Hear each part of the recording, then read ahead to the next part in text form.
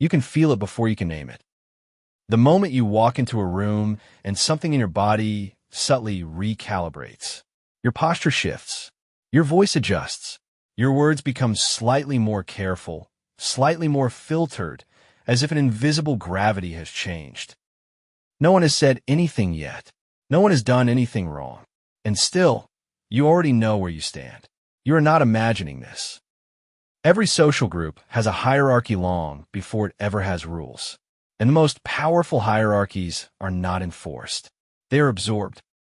You don't climb them by proving yourself. You don't fall down them by failing. You drift into your position quietly, unconsciously, by responding to signals you were trained to notice long before you had language for them. Here is the paradox.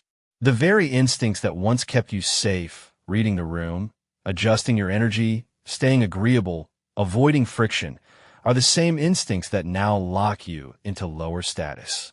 What once helped you survive now teaches others how to place you. And the cruelest part is this. No one is actively doing it to you. You are participating in it with them.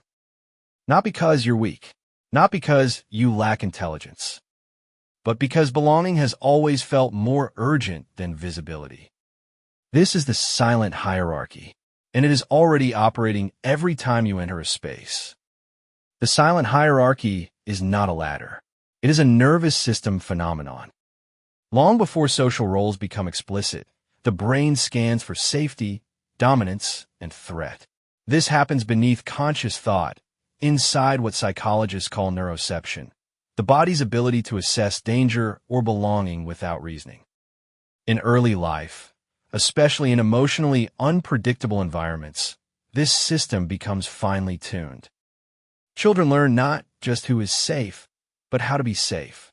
They learn which emotions invite connection and which invite withdrawal, which behaviors reduce tension, which expressions provoke disapproval. This is where adaptive submission begins.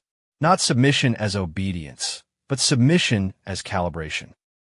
Over time, this calibration solidifies into patterns explained through attachment theory, particularly anxious and disorganized attachment styles.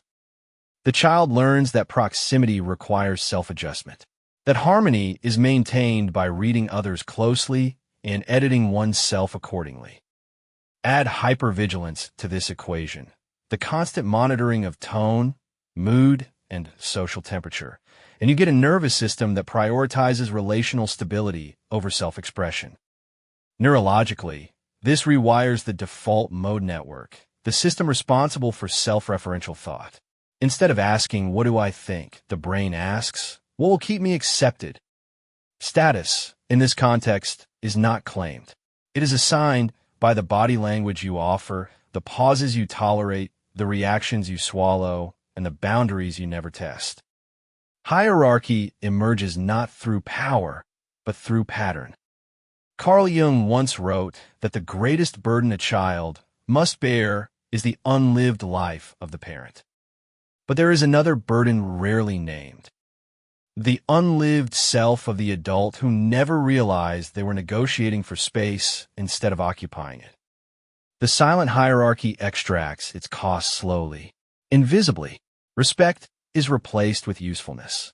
Presence is replaced with reliability. You become valued, but not seen. This is the grief of the adaptable person. You are included, but never central. Heard, but rarely deferred to. Appreciated, but easily interrupted. The room feels safe, but never fully yours. And the most painful part is not rejection. It is self-erasure disguised as maturity. Philosophically, this reflects what existential thinkers described as bad faith, the slow abandonment of one's own agency to avoid the anxiety of standing apart. Belonging becomes a shelter, but also a cage. The core fear underneath all of this is not conflict. It is exposure. Exposure to disapproval. Exposure to being misunderstood. Exposure to the possibility that if you stop adapting, the connection might not survive. So you stay calibrated. You stay agreeable. You stay slightly smaller than you actually are. And over time, the hierarchy stops feeling external. It feels like truth. In adulthood, this silent hierarchy shows up everywhere. You might notice it in meetings, where you wait for permission to speak even when you already know the answer. In friendships, where your needs are endlessly flexible but others' boundaries are treated as fixed. In relationships, where you confuse emotional intensity with intimacy because calm feels like distance.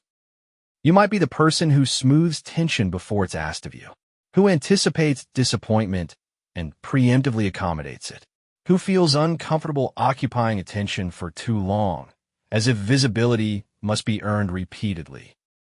These are not personality traits. They are coping strategies. And the work is not to eliminate them, but to witness them. To notice the moment your body tightens before you speak. To feel the urge to explain yourself unnecessarily. To catch the reflex to defer when no one has demanded it. This is where unlearning begins, not through force, but through awareness. Hierarchy loses power when it is named internally. When you recognize that your silence is not neutrality, but participation. That your adaptation is not kindness, but habit. You stop gaslighting yourself by calling it just how I am. And instead, you see it for what it is, a strategy that once kept you safe, now keeping you small. Healing does not mean becoming dominant. It means becoming anchored. It begins with reparenting the nervous system, teaching the body that belonging does not require disappearance. That disagreement does not equal abandonment. That presence does not have to be earned through usefulness.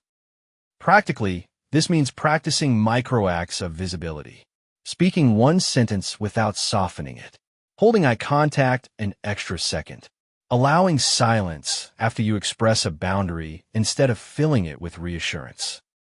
This is not about control. It is about coherence, aligning your inner experience with your outer expression.